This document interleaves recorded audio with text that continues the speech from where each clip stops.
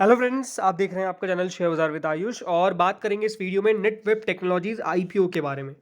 दोस्तों, net web technologies IPO open होने वाला है 17 ऑफ जुलाई से 19 ऑफ जुलाई के बीच में, यानी कल से ये इशू ओपन होगा और ये 19 जुलाई तक ओपन रहेगा। अगर दोस्तों कंपनी के बारे में इस वीडियो में हम डिस्कशन करेंगे सब कुछ, क्योंकि समझना बेहद ज़रूरी है कंपनी के प्लस और कंपनी के माइनस। तो सबसे पहले कंपनी को समझते हैं। तो दोस्तों, कंपनी 1999 में इनकॉर्पोरेट हुई थी और कंपनी का काम किसका है? तो कंपनी का काम है high and computing solutions provide करने का। अब ज़रूर ये हाई एंड कंप्यूटिंग सॉल्यूशंस सुन के एक क्वेश्चन आता है कि ये होता क्या है। तो बेसिकली दोस्तों, यहाँ पर जो हाई एंड कंप्यूटर्स होते हैं, राइट, हाई एंड कंप्यूटर्स यानी जिसमें आप मान लीजिए जो बहुत ज़्यादा डेटा कंज्यूम करते हैं। दूसरी बात जो होते हैं जिसके अंदर डेफिनेटली आप जैसे जैसे आप समझ लीजिए ना कि कोई आता है 20-30 हज़ार रुपये का कंप्यूटर, लेट्स से 20 का तो नहीं आता, लेकिन हाँ चलिए 30 हज़ार का कंप्यूटर, और एक आता है 50-60 हज़ार रुपये का कंप्यूटर। तो आप समझिए वो जो डिफरेंस है प्राइस का, उस डिफरेंस का सिंपल सीधा मतलब ये है कि एक आता है जिसके अंदर आप बड़ी बड़ी से बड़ी एप्लीकेशन डाल सकते हो, बड़ी से बड़ा डेटा वहाँ पे सिंक कर सकते हो। उस टाइप के कंप्यूटर्स ये प्रोवाइड करते हैं। तो इनका जो काम है इसमें ये होता है कि हाई परफॉर्मेंस कंप्यूटिंग सिस्टम्स ये प्रोवाइड करते हैं, जिसमें सुपर कंप्यूटिंग और एचपीसी सिस्टम्स आता है। फिर सेकंड ये काम करते हैं प्राइवेट क्लाउड और हाइपर कन्वर्ज इंफ्रास्ट्रक्चर का। तीसरा आता है ये एआई सिस्टम्स और एंटरप्राइज वर्कस्टेशन प्रोवाइड करते हैं। फोर्थ है इनका हाई परफॉर्मेंस स्टोरेज सॉल्यूशंस का, जिसमें एचपीएस और एंटरप्राइज स्टोरेज सिस्टम में आ जाता है। फिफ्थ आता है डेटा सेंटर सर्वर्स का, जिसमें डेटा सर्व करते हैं। और सिक्स्थ आता है software and service for HCS offerings. तो ये सब दोस्तों कंपनी जो है वो बेसिकली प्रोवाइड करती है। अब समझिए कंपनी को, कंपनी का काम सिंपल सिंपल ये है कि वो डिज़ाइन, मैन्युफैक्चर और डिप्लॉय करती है HCS comprising of proprietary middleware solutions. यानी इसमें कंपनी डिज़ाइन करती है, मैन्युफैक्चर भी करेगी और उसके बाद वो डिप्लॉय भी करती है।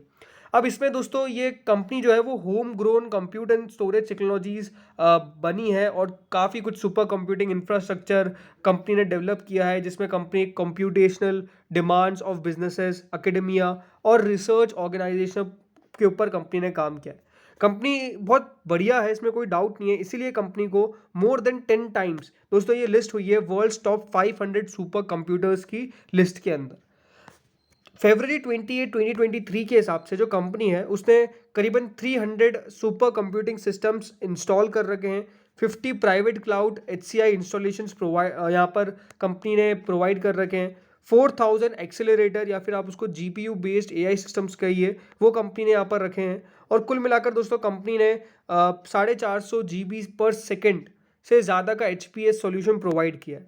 तो बेसिकली कंपनी, आपको समझ में आ गया होगा कि कंप्यूटर, एआई सिस्टम, क्लाउड, इन सब से रिलेटेड कंपनी का काम है। तो ये तो होपफुली आपको समझ में आ चुका होगा, ठीक है। अगर हम कुछ ऐसा समझे जो कंपनी की स्ट्रेंथ है, तो कंपनी की पहली स्ट्रेंथ तो दोस्तों ये आती है कि कंपनी उस रेंज और इंडस्ट्री को बिलोंग करती है जिसमें बीएफएसआई, आईटी और एंटरटेनमेंट आता है। उनको कंपनी जो है वो सॉल्यूशंस प्रोवाइड करती है। दूसरा ये है कि इनकी जो कंप्यूटिंग सर्विसेज है और रिसर्च इंस्टीट्यूशंस है, गवर्नमेंट एंटिटीज़ के साथ है, तो ये सब चीज़ें कंपनी ऑफर करती है। तीसरा ये है कि नेटवर्क टेक्नोलॉजीज़ को, जैसे मैंने आपको बताया कि 500 कंपनीज जिसमें सुपर कंप्यूटर्स की मैन्युफैक्चरिंग लिस्ट में ये शामिल हुई है। फोर्थ ये कि ये खुद ओरिजिनल इक्विपमेंट मैन्युफैक्चरर है और ये काफ़ी बार दोस्तों गवर्नमेंट के आईटी हार्डवेयर पीएलआई स्कीम के अंदर भी एलिजिबल रहते हैं, जिससे कंपनी काफ़ी सारे सर्वर मैन्युफैक्चरिंग कर देती है। फिफ्थ ये है कि दोस्तों जो नेटवेब है वो टेलीकॉम और नेटवर्क पीएलआई स्कीम के अंदर भी एलिजिबल हो जाता है, जो इनको नेटवर्क और टेलीकॉम मैन्युफैक्चरिंग के ऊपर भी फोकस करने का मदद करती है। सिक्स्थ ये कि जो उनका कंज्यूमर बेस है इसके अंदर डोमेस्टिक्स और मल्टीनेशनल कंपनीज सब कुछ आ गई है। तो ये आपको अपने आप पे देखने को लगा, जो उनका कस्टमर बेस है वो ऐसा नहीं कि सिर्फ एक जगह पे सीमित है, वो काफ़ी जगह है। कुछ रिस्क के बारे में चर्चा कर लेते हैं।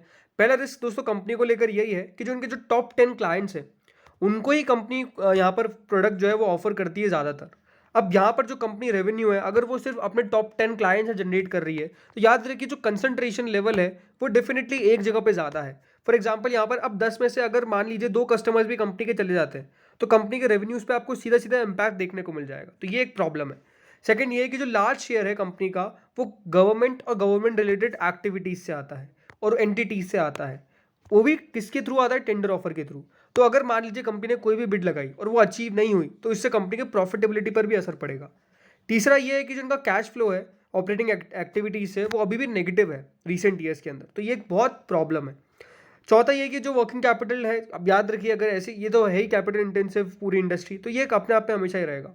पांचवा ये है कि कॉम्पिटिटिव इंडस्ट्री है। अब वो ठीक है, मैं कभी भी टू बी ऑनेस्ट एक फैक्टर नहीं मानता हूँ, बिकॉज कॉम्पिटिशन कहीं भी हो हर जगह रहने वाला है, तो वो ज़्यादा फैक्टर नहीं करता है। दो तीन चीज़ें हैं जो सबसे ज़्यादा सोचने वाली है।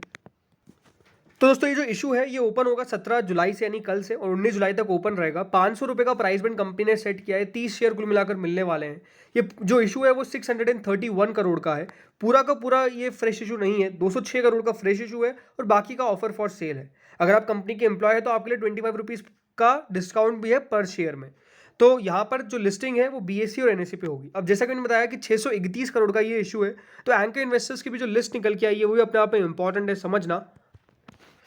तो फ्रेंड्स कंपनी ने करीबन 189 करोड़ रुपीस अपने एंकर बुक से जुटा लिए हैं, ये अपने आप में बड़ी बात है। और यहाँ पर 500 रुपीज़ पर शेयर के हिसाब से ही जो प्राइस बैंड है वो सेट किया गया था, तो ये भी अपने आप में ज़रूरी है समझना।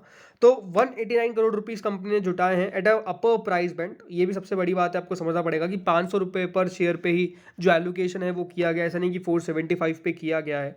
अब इसके अंदर नाम भी बड़े बड़े हैं, जिसमें Nomura, Goldman Sachs, Eastspring investment, Motilal Oswal, Franklin Templeton, then Nippon Life, India trustee, HDFC mutual fund, ICICI Prudential, Aditya Birla Sun Life, Axis mutual fund, White Oak Capital, ये कुछ कंपनी के बड़े बड़े इन्वेस्टर्स हैं जो एंकर बुक के अंदर आपको दिख जाते हैं। और यही अपने आप में अच्छी बात है कि एंकर बुक भी अच्छी खासी बड़ी, ऑलमोस्ट 189 करोड़ रुपीज़ कम नहीं होता है। अगर दोस्तों कंपनी के फंडामेंटल्स पे बात करते हैं, तो अगर कंपनी के फंडामेंटल्स आप देखेंगे तो एक बात तो साफ है कि कंपनी का रेवेन्यू जो है वो डेफिनेटली ऊपर नीचे हुआ है ड्यू टू कोविड। बट उसके अलावा अगर आप 31 मार्च 2021 से कंपनी के रेवेन्यूज को देखना चालू करेंगे तो लगातार एक ग्रोथ दिख रही है। 144 करोड़, 247 करोड़, ना 445 करोड़, 445 करोड़ का कंपनी ने रेवेन्यू पोस्ट किया 31 मार्च 2023 में। ये जो मुनाफा है वो 8 करोड़, 22 करोड़, 46 करोड़ तक पहुंच चुका है 31 मार्च 2023 तक। तो प्रॉफिट की बात करते हैं तो प्रॉफिट काफ़ी तेजी से ग्रोथ किया है। डेट यानी कंपनी के ऊपर बोरोइंग कितनी है, तो दोस्तों कंपनी की जो बोरोइंग है वो भी नॉन और लेस स्टेबल रही है, 30-31 करोड़, अभी 35 करोड़ के आसपास है। तो ज़्यादा आपको कंपनी के ऊपर बोरोइंग देखने को नहीं मिलेगी। तो कंपनी अपना आईपीओ ला क्यों रही है? देखिए कंपनी को कुछ कैपिटल एक्सपेंडिचर के लिए पैसा चाहिए, जिसमें कंपनी कुछ सिविल कंस्ट्रक्शन करवाने वाली है of the building for the surface mount technology. इसमें कंपनी इंटीरियर डेवलपमेंट और परचेस करेगी कुछ इक्विपमेंट। दूसरा ये है कि इनको अपनी लॉन्ग टर्म कैपिटल रिक्वायरमेंट्स के लिए पैसा चाहिए। तीसरा अपनी बोरोइंग्स का ये फुल या फिर थोड़ा बहुत पेमेंट करने वाली है, प्री पेमेंट करने वाली है। और कुछ जनरल कॉर्पोरेट पर्पसेस के लिए कंपनी ने पैसा जो है वो मार्केट से जुटाने की बात कर रही है। बट ओवरऑल अगर फाइनेंशियल्स की मुझसे बात पूछेंगे तो बिल्कुल कंपनी के फाइनेंशियल्स बढ़िया दिखते हैं। तो अब डेफिनेटली आप सोच रहे होंगे कि यहाँ पर करना क्या चाहिए। अब देखिए ये मेरा पर्सनल ओपिनियन है, डिस्क्लेमर आपको पहले ही बता देता हूँ। तो मेरा पर्सनल ओपिनियन यही है कि एक अच्छी कंपनी है, अच्छा आईपीओ है जिसमें पैसा लगाया जा सकता है, मैं खुद ज़रूर लगाऊंगा। कंपनी बढ़िया है, रीज़न सिंपल है कि जो भी देखिए कंपनी के पॉइंट्स है वो काफ़ी बढ़िया है।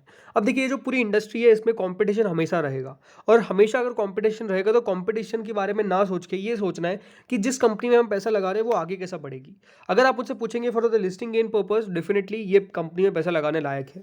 लॉन्ग टर्म के हिसाब से डेफिनेटली देखिए जैसे जैसे चीज़ें हमको पता चलती जाएगी, जैसे जैसे रेवेन्यू बढ़ता जाएगा घटता जाएगा, उसके बाद हम अपना डिसीजन बना सकते हैं। तो लॉन्ग टर्म की कहानी पे भी फोकस ना करते हुए शॉर्ट टर्म के बारे में या फिर लिस्टिंग गेन के बारे में ये सोचना है कि डेफिनेटली ये वन ऑफ दोज आईपीओ जहां पर अच्छा खासा लिस्टिंग गेन हो सकता है। कितना हो सकता है? अगर करंट ग्रे मार्केट की चर्चा करते हैं तो करंट ग्रे मार्केट बेहद शानदार है। जस्ट रीजन सिंपल है कि एंकर इन्वेस्टर्स का जो लिस्ट निकल के आया वो इतना तगड़ा था कि ग्रे मार्केट 74% तक पहुंच चुका है। तो अपने आप में ग्रे मार्केट शानदार है, और मुझे भी लगता है कि हाँ कम से कम 50% से ऊपर का लिस्टिंग गेन होना बनता है इस आईपीओ के अंदर। तो इस वीडियो में इतना ही था, बाकी आप लोग भी बताइए अपने ओपिनियन, आपको क्या लगता है, आप लगाएंगे नहीं लगाएंगे, ये कमेंट सेक्शन में जरूर आइएगा। Thank you friends for watching this.